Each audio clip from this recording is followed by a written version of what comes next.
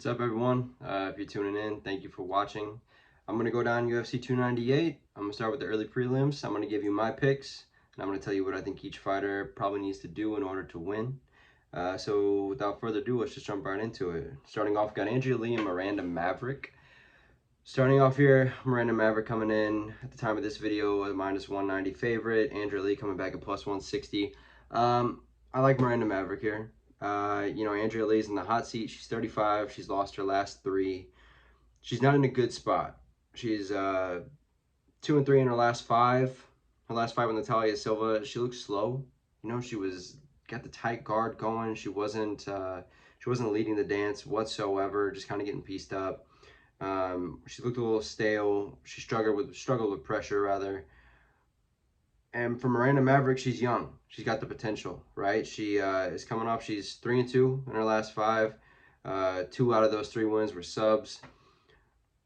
I know she doesn't have the best record quite yet, but she's only 26. So I'm going to give her the benefit of the doubt, and I'm going to lean her way on this one. I think it could be a good fight. I think if Andrea Lee is going to win, I think she has to come out and pressure and be super loose. I mean, her last fight, she looked so stale. She looked so tight. She just couldn't really get into any sort of flow. From Miranda Maverick, she's leading off the card again, just like her last fight. I think she's in a very familiar position. She's facing a 35-year-old Andrea Lee. I think all of the picks should go Miranda Maverick's way. -190 is not a crazy line. If you're going to put money on it, get a little return there. Only thing with Miranda Maverick, she can be a little reckless. Just because she's young, I think she gets excited. So I think for the keys to her, for her to win, I think she needs to get in there, get a takedown early. Start off with the hands, feint the takedown a couple times, get Andrea Lee waiting for it. Jab, takedown. I think if Miranda does that, I think she gets her on her back early, and I think she holds her down. And honestly, I think she probably ekes out a decision. 3 rounds of Andrea Lee being on her back, and then I don't know if we see Andrea Lee in the UFC again, but we'll see.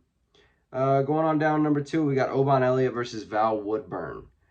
Now, I have this start as my first one where there could be a possible upset. I don't think so. Val Woodburn's a +250. Oban Elliott coming back at -310 when I'm making this video. I don't know if Oban Elliott is a true 6 feet. It'd be interesting to see when they actually get in the octagon together. Like, Oban Elliott's 5-0 in his last 5. It's his UFC debut. There's a lot of pressure. Maybe the nerves get to him, maybe they don't. Val Woodburn coming off getting absolutely demolished by Bo Nickel. I think he's got something to prove. That being said, Val Woodburn has nobody on his record that is impressive. There's nobody that even holds a lighter to anybody in the UFC right now. He does have 5 knockouts, so he's got the power. At least he can shut it down. I think Oban Elliott, he's got good length. I think if he comes in, gets the hands going quick, I think if he gets an early takedown, maybe tires Val Woodburn out, because he is just a fucking ball of muscle. So, I think if if Oban comes in and puts the pressure on early, gets a takedown, and really makes Val work to get back up, I think Val tire out early, and then I think Oban pieces him up. That being said, Val Woodburn has crazy power, so I think that he has a decent enough shot at landing something early. Maybe maybe baits Oban into a counter, gets him with a counter, knocks him down, jumps on top of him, ground and pound TKO. I think that only happens in the first round. I think if it gets out of the first round, I think it's Oban Elliott. I think he probably goes to a decision. But I could see Oban Elliott by a 3rd round TKO. Just Val Woodburn absolutely gassing out completely. Let's keep it going. Josh Quinlan, Danny Barlow. We might see a murder, if I'm honest. Danny Barlow is terrifying. He's long. He's got a 7-inch reach advantage. Granted, Josh Quinlan has very short arms, but Look, his Contender Series fight, first round knockout, brutal knockout. A fight that he wasn't supposed to win, by the way. Like Josh Quinlan, he's 31. He's a jiu-jitsu guy. His stand-up, there's a lot to be desired there. His last fight, he couldn't really get his head off the center line. He just really stood in place a lot. Struggled against a tall fighter last time, as is Danny Barlow, a taller fighter than him. He's lengthy for the division.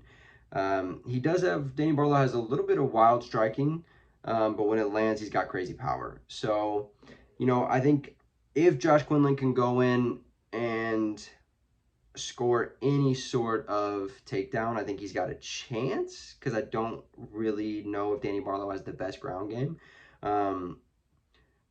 That being said, maybe Josh Quinlan wings a punch out and knocks down Danny Barlow and can get on top of him and wrap up a choke really quick. Otherwise, I don't think so. I'm riding with Danny Barlow. I think it's going to be a first-round knockout. He's so fast. His hands are so quick. I just don't see a world in where Josh Quinlan wins this. So I'm riding with Danny Barlow pretty hard on that one. Moving on. Zhang Mingyang, Brinson Ribeiro.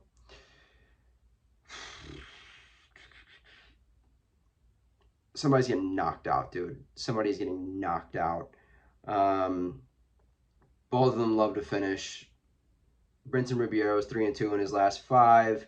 Zhang Mingyang's 5-0 in his last 5. That being said, Zhang Mingyang is fighting scrubs. Just not good people.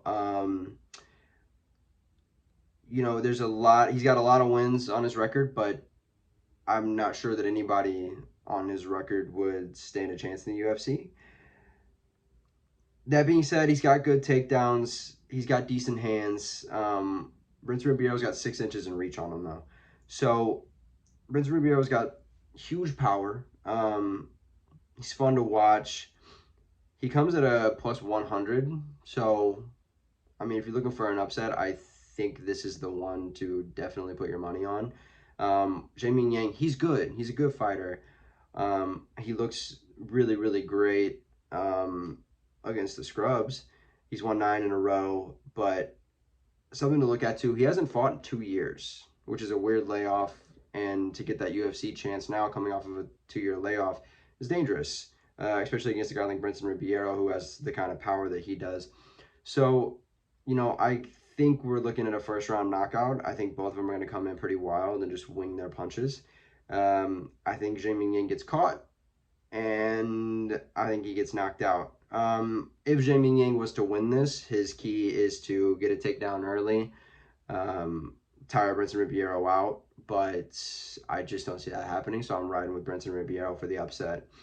Moving on, we have Rinya Nakamura and Carlos Vera. Rinya Nakamura, biggest favorite on the card, minus 1,300. Carlos Vera coming back at a plus 750. He's making his UFC debut. He's coming off of The Ultimate Fighter, where he got pieced out by Brad Katona. That being said, he's 4-1 in his last 5. He had a lot of fights in Fury. He's 36, so he might die in this fight, if I'm honest. Nakamura is so good. He's 8-0. He's got 5 knockouts on his record. He's a very strong wrestler. I don't think Carlos Vera is going to be able to stop the takedowns. I think we're looking at a pretty early TKO, just a ground and pound knockout. Nakamura's going to come in. I think he's going to get the leg kicks going. He's going to get the body kicks going. And then I think he's going to get the takedown. We could see a sub, maybe a rear naked choke or an armbar, somewhere in that range. But I think the only way Carlos Vera stands a chance here, he has to come in fast. He has to come in with the pressure. And he's got to go 3 straight rounds of just pedal to the metal, no letting up. And I don't think that he can do that at 36. So I'm taking Nakamura. Not a hard choice there. Moving on. So this next fight, had Marcos de Lima versus Justin Tafa. That's been canceled now. Junior Tafa, Justin Tafa's brother, is going to come in and fight. I believe, I've not gone to do my research yet. I believe he's 5-1 or 5-0 maybe. I do know he's a big puncher, got a lot of power.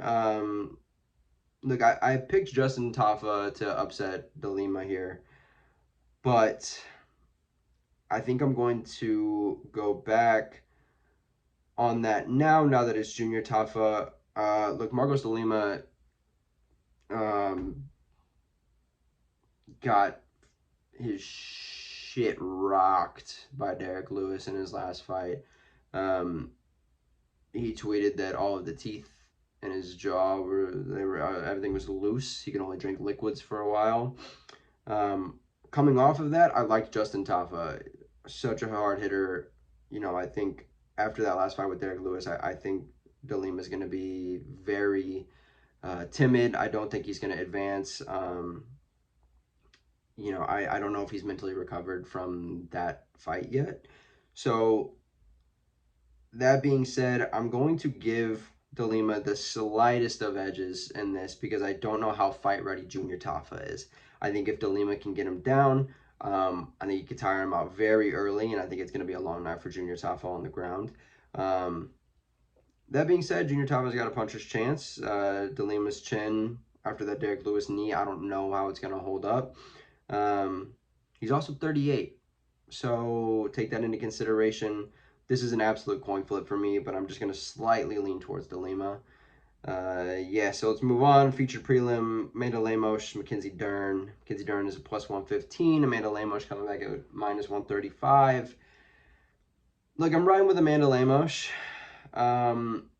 Just lost to Weili Zhang in the title fight.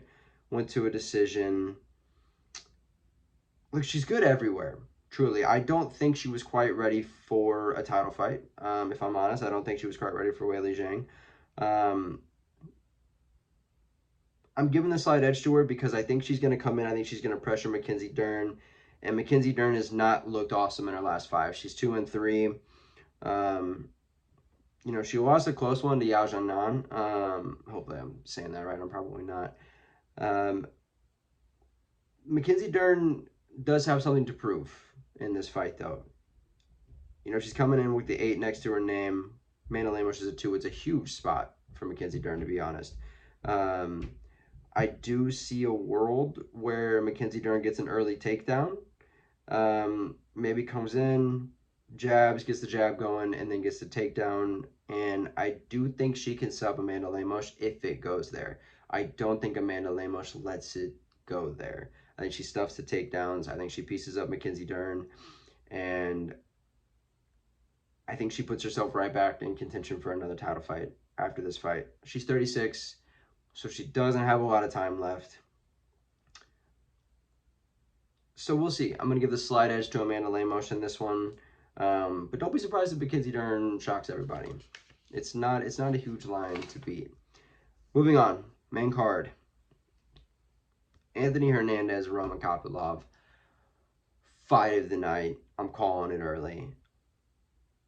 Both of these guys, early 30s, in their primes.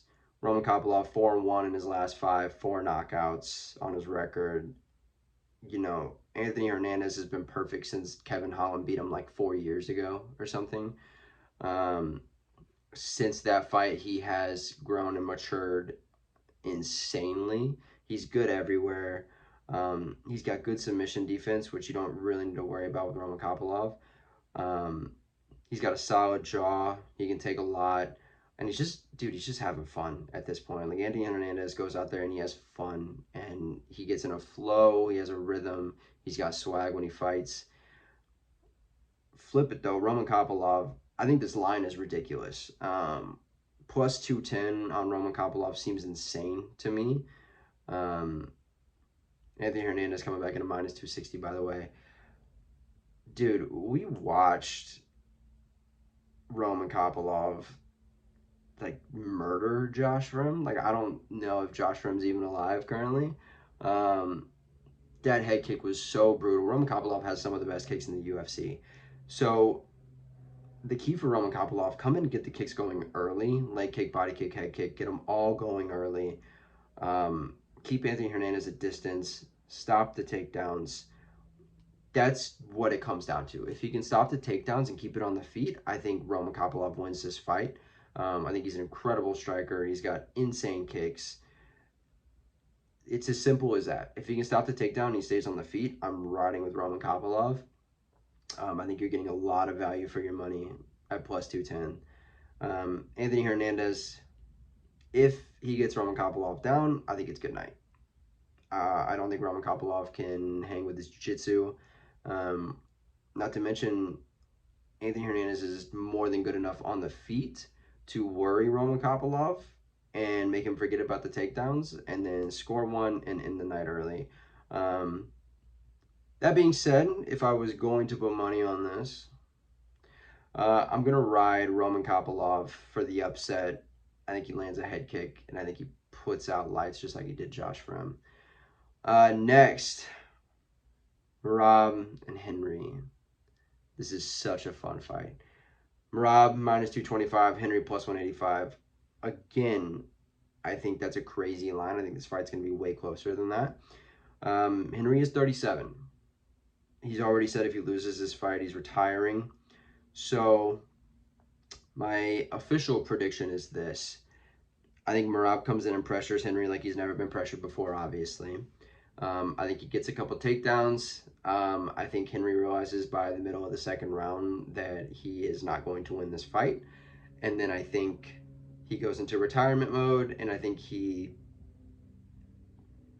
just survives to the end of the fight. Merab by unanimous decision. I cannot imagine a world where there's a finish in this fight. Here's the thing with Henry. He is a way more dominant fighter when he is confident and he is going first. He's a monster with cardio, just like Merab. There's a world. Hear me out. There is a world. We saw him use his flying knee a lot against Aljo. It landed a couple times. There is a world where Henry comes out early, pressures hard, lands one of those flying knee to takedown combos that he loves. If the knee lands, maybe could rock Merab and then get him down and ground and pound to a W. That's a very far out chance though. Like Merab's 5-0 in his last 5. He's so dominant. He's got a 4-inch reach advantage here. Monster wrestler, monster cardio. I will say in his last fight, his defense for the leg kicks was not good. We saw him fuck up Jan for 5 rounds. However, in the first couple rounds, Jan landed a lot of leg kicks, and they were damaging. So I think if Henry comes out, pressures, leg kicks, flying knee to takedown combo, if all of those line up perfectly, there's a world where Henry wins this and gets a title shot again. Look, he didn't look bad against Aljo. He didn't look bad at all. He almost won. Believe it or not, he almost won. There's a world in which you could score it for him. It was a split decision win. It was close. So, I think there's a world where Henry has a chance. I think it's very, very slim. I'm going to ride with Merab on this one. And I think this is the last time we see Henry in the UFC. Now, Ian Garry, Jeff Neal. Jeff Neal going into plus 195. Ian Garry at minus 240. Ian Garry's going to win. He's going to win. We might not like it. I actually don't hate the guy. He did go all 3 rounds with Neal Magny last fight. That being said, one of the scorecards for that fight was a 30-24. So he just dominated Neal Magny embarrassingly. Like, embarrassed Neal Magny on national television in front of his family and his God. So I don't think Jeff Neal has much of a chance in this fight. I think if he comes out and gets the boxing going early, lands a couple left hands, I think maybe he gets Ian Garry's respect. he didn't fight bad against Shavkat. I mean, it was not a bad fight. The problem is he's 2-3 in his last 5, and he's 33 years old. He's sort of taking on this gatekeeper role now, which I'm sure he hates, and I would hate too. But him and Neal Magny both sort of are taking on this gatekeeper role, fighting Shavkat, fighting Ian Garry, all these up-and-coming prospects in this weight class. I think Jeff Neal's on his way out. I think he puts up a good fight, but I think Ian Garry probably ends it by knockout or TKO in the third.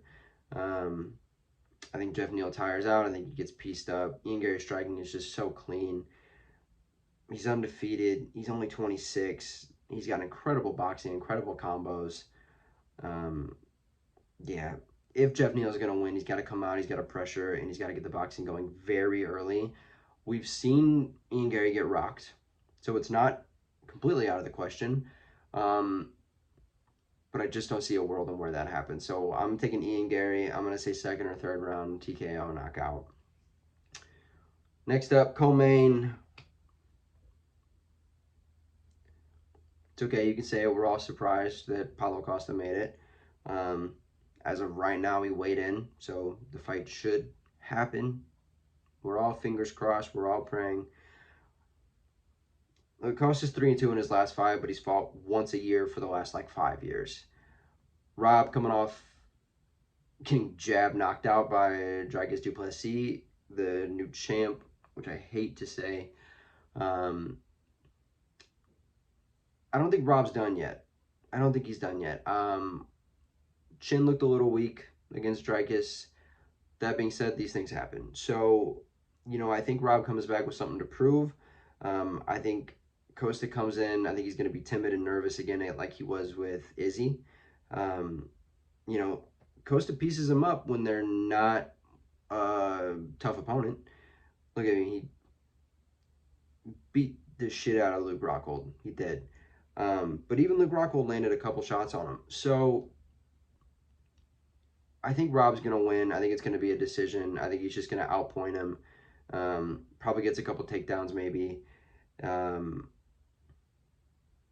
I think he gets back to old Robert Whittaker. I think he blitzes in. I think he hits Paulo with nasty combos.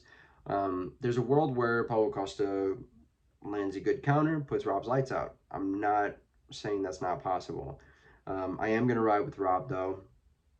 I think if Paulo Costa's cardio is good, which it tends not to be, and he can stop the takedowns and he can get his left hook going, maybe.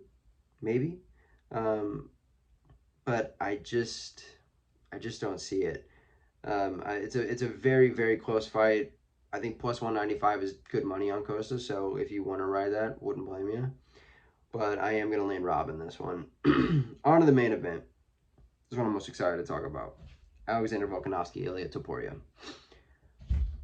Don't get me wrong. Alex took a tough loss in his last fight. Took a tough loss. So I get it. I get why people are doubting him. He took it on very short notice. He got head kicked. It was brutal. We all saw it. I think Alex fights for that belt again, and I don't think it's that far off. Ilia Topuria. Nobody's saying he's not good. Literally nobody is saying that he's not good, except maybe me. And here's why. Hear me out here. Fiziev murdered the 155 division until he got to Gaethje. Topuria has murdered 145, but now he fights Alex. Ilia's last 5 fights. Josh Emmett, he had to go to a decision. Went all 5 rounds, had to get to a decision. He beat the shit out of Josh Emmett, don't get me wrong. Probably could have got him out of there. Before that rather, beats Bryce Mitchell. Everyone made a really big deal about him subbing Bryce Mitchell. Bryce Mitchell was nowhere near full consciousness. I mean, he was pretty much out, and then Ilya wrapped up the choke. Don't get me wrong, I think his jiu-jitsu is good, and it is saying something to submit Bryce Mitchell. But it's not like he went into a jiu-jitsu only match and subbed Bryce Mitchell. I think that's a very different outcome. He pieced the shit out of Bryce Mitchell and then subbed him. Before that, Jai Herbert almost knocked him out. Jai Herbert almost finished him in the first. Ilya came back, folded Jai like a fucking lawn chair. So, he's got power. He's got incredible skill. He's got great combos. I think he's a good fighter. Oh, also, before Jai Herbert, it was Ryan Hall. So, Ryan Hall. Picking up what I'm putting down here. Ryan Hall. Again, amazing jiu-jitsu. Incredible jiu-jitsu guy. Loves that roll. Loves trying to just jump on his back and grab your ankle. Before that, Damon Jackson. So I just don't know if Ilya has gotten remotely close to fighting somebody like Volk. A lot of people are saying, you know, coming off of that kind of knockout, you don't know if you come back the same fighter from that. I think given the short notice, given the fact that it was up a weight class, I think Volk comes back with everything to prove. I think he beats Ilya. I think he probably finishes him in the third or the fourth. I think Ilya gets a mad reality check, and I think he goes and probably maybe rematches Josh Emmett after he just fucking separated Bryce Mitchell from consciousness, sent him to the shadow realm. I think he fights Josh Emmett again. I think he maybe fights another guy at 145. Maybe he gets a fight with Max. But I think Volk rides out. I'm riding with Volk. He's just got everything. He's got the experience. He's got the speed. He's got the power. I think he notches some takedowns on Ilya. I got to ride with Volk. So all that being said, if I'm doing a main card parlay, didn't say I was going to, but I'm going to ride with Roman in the first fight. I'm going to go Merab. I'm going to go Ian Garry. I'm going to go Robert Whittaker. And then I'm going Alexander Volkanovski. So I'm taking one upset there to start it off. Yeah. Can't wait to come back and review this. Peace.